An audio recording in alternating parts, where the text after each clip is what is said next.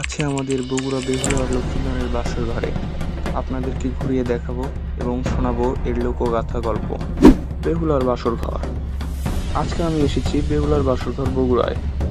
বগুড়া শহর থেকে 10 কিলোমিটার উত্তরে এবং মহাস্থানগড় থেকে 2 কিলোমিটার দক্ষিণে গোকুল গ্রামে দক্ষিণ পশ্চিম প্রান্তে যে স্মৃতিস্তবটি যুগ যুগ ধরে অতীতের অসংখ্য ঘটনাবলীর নিদর্শন রূপে জড়িয়ে শির উঁচু করে দাঁড়িয়ে আছে, ইহাই বেহুলার বাসর ঘর নামে পরিচিত। এ বাসর ঘর মেদ থেকে মেদ এবং বর্তমানে পুরাকীর্তি নামে পরিচিত।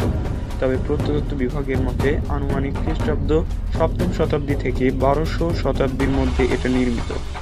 স্তূপ নির্মিত এ স্তূপটি পূর্ব পশ্চিমে অপেক্ষাকৃত দীর্ঘ এবং ত্রিকোণ বিশিষ্ট 172টি কক্ষ। অকল্পনীয় এ কক্ষগুলো অসমতা এবং এলোমেলো বুনিয়াদ এর বোধগম্যতাকে আরও দুর্বোধ করে তুলেছে। বেহুলার কাহিনী সেন যুগের অনেক পূর্বের ঘটনা। বেহুলার বাসরঘর একটি অকল্পনীয় মনুমেন্ট। বর্তমানে গবেষকদের মতে এ মনুমেন্ট 809 থেকে 847 খ্রিস্টাব্দে দেবপাল নির্মিত একটি বৌদ্ধ মঠ। এই স্তূপটি বাসরঘর নয়, এই স্তূপটি পশ্চিমার্ধে আছে বাসরঘরের প্রবাদ স্মৃতিচিহ্ন। পূর্বার্ধে রয়েছে 24 কোণ বিশিষ্ট চৌবাচ্চা সদৃশ একটি বাথরুম।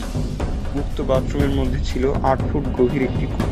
কূপটিতে বেহুলা লক্ষিন্দরের দুর্মধুনিশি যাপনের পর কূপে রক্ষিত জলে স্নান করে তাতে শুদ্ধতা লাভ করতে সক্ষম হতেন। লক্ষিন্দরের বাবা চাঁদ সওদাগর ছিলেন শিবের একনিষ্ঠ পূজারী।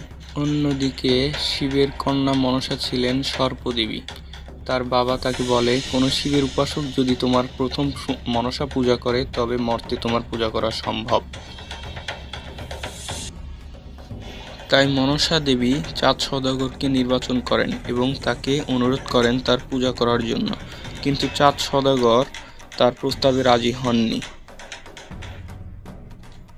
এতে মনসা দেবী রাগান্বিত হয়ে তাকে অভিশাপ দেন তার সব সন্তান সর্পদংশনে মৃত্যুবরণ করবে এবং পরবর্তীতে তার সব সন্তানই সাপের দংশনে মৃত্যুবরণ করেন। তারপর চাঁদ সওদাগর বাণিজ্যে যান এবং জাহাজ ডুবিতে তার সব সম্পদ নষ্ট হয়ে যায়। এসে দেখেন তার সন্তান সবাই মৃত্যুবরণ করেছে সাপের কামড়ে। শুধু লক্ষিন্দর ব্যতীত সব সন্তানই তার মৃত্যুবরণ করেছিল এবং লক্ষিন্দরের সময় হয়ে যায় তার বিবাহের এবং তার বাবা মা পাত্র দেখা শুরু করেন। বেহুলা এবং লক্ষিন্দরের বিবাহের জন্য চাঁদ সওদাগর এমন একটা বাসরঘর নির্মাণ করেন যেখানে সাপ প্রবেশের কোনো সম্ভাবনা ছিল না। অতঃপর তাদের বিবাহ সম্পন্ন হয়। সেখানে বাসরঘর হয়, কিন্তু শত বাধা অতিক্রম করে ওখান দিয়েই সর্পদেবী মনসা প্রবেশ করেন। সর্পদেবী মনসা ঘরের ভিতরে ঢুকে লক্ষিন্দরকে ছোবল মারেন।